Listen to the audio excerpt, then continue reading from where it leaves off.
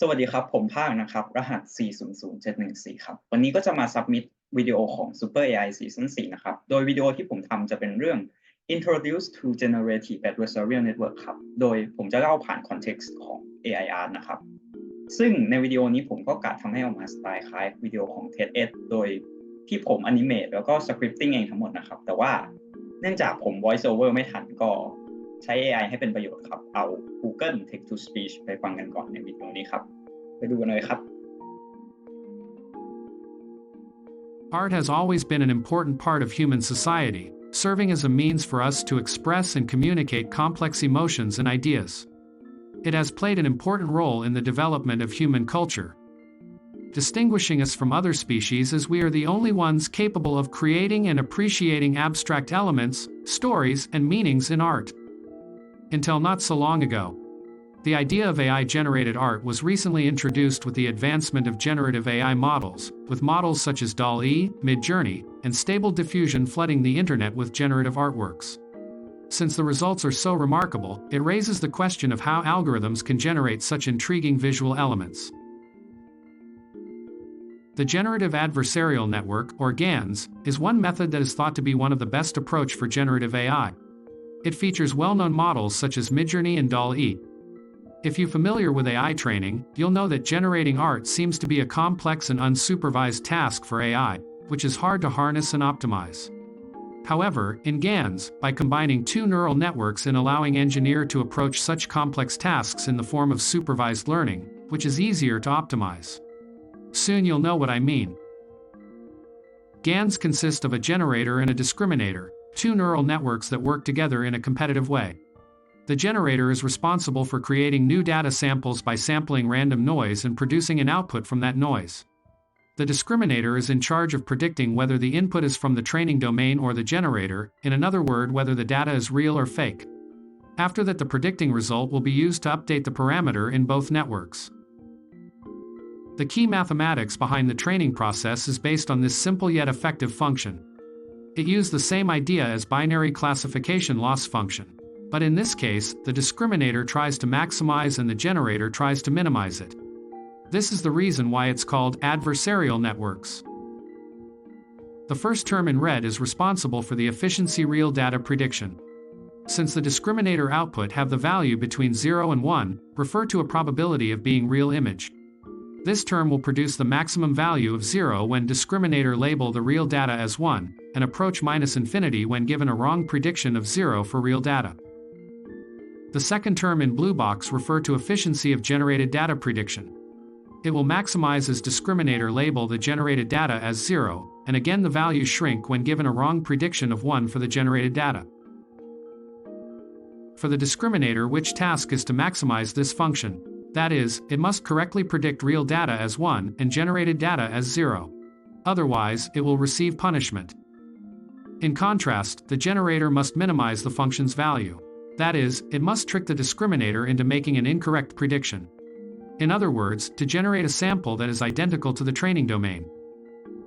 Let's take a look at the training process. At first, suppose both generator and discriminator has not been trained yet. Both generator and discriminator is going to produce a random noise and random prediction at this stage. Eventually, after a few iterations, the discriminator will learn to distinct training image from random noise. For the result, the discriminator will be able to classify most of it correctly. After the discriminator start to classify the data correctly, this is where the generator slowly begin to learn to create fake sample based on the prediction efficiency. In theory, after the generator reach the maximum efficiency by create something that is very similar to training data, the discriminator will make a random prediction because real and fake data is now undistinguished. Therefore, the discriminator efficiency will converge to 50% theoretically.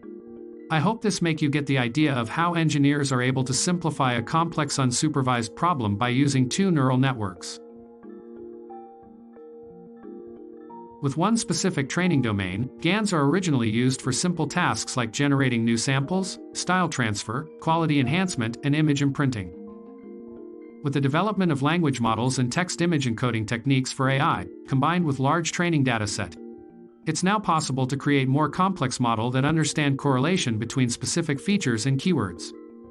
The results produced by AI art are surprisingly similar to the human imagination process.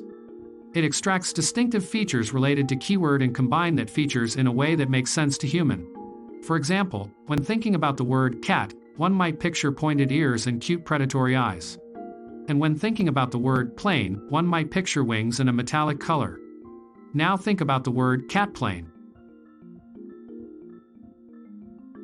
Did you get something like this? I mean, it's amazing, right? The combination of these two key features can produce something that is truly unique and never seen before. Here's another example of famous avocado chair.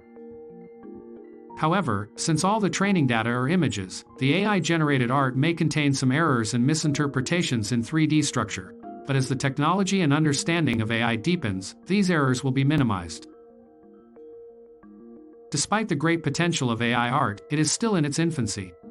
At the moment, there is a growing movement in the online art community against AI-generated art. It's clear that there are still many things that need to be addressed and adjusted for AI art to be considered ethical and fair for human artists. One issue is the use of copyrighted images in the training data. AI art models use millions of images from the internet as training data, but it's impossible to know where all of these images come from or if they were used with the owner's consent. The CEO of Midjourney also admitted that, at the moment, there's no way to track billion images in training data. As a result, some artist's name can be used as a prompt to generate the image in their style without any acknowledgement or permission. Additionally, some models with small training data sets may result in overfitting, where the generated data is an exact replication of the training data. In another word, it will create something that already exists, or fairly similar to training data. In some case, artists' signatures were found in the generated image, as the model treated as some element in training domain. It's clear that there are still many things to regulate and adjust in AI art to make it more ethical and fair for human artists. However, for now, it's important to remember that human creativity is still more powerful in understanding emotion and storytelling. So if you're an artist, don't lose hope. Focus on developing your artistic vision and story and resonating with your audience, and maybe let AI friend be your assistant in your creative process. Thanks for watching, and by the way, this video is voiceover by Google Cloud Text-to-Speech. Feel free to give a feedback in the comments to help create better content in the future.